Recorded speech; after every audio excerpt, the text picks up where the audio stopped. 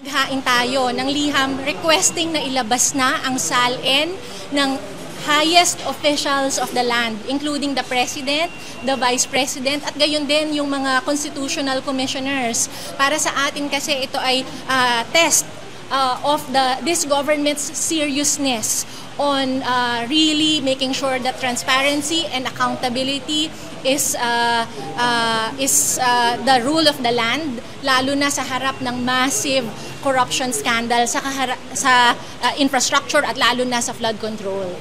Mahalagang makita natin yung SALN ng ating topmost officials para magkaroon ng public scrutiny dun sa kanilang kayamanan. Ito ba ay parang underdeclared o kaya ay may nakikita ba tayong unexplained wealth? Lalo na kung kikilatisin natin yung kanilang expected income. So napakahalagang may access ang publiko sa SALN para makilatis natin sino ba talaga yung may ill-gotten wealth, yung may parang nakakapagtakang mga dinideclare at makita ng taong bayan kung meron ba talagang tinatago yung ating mga political leaders.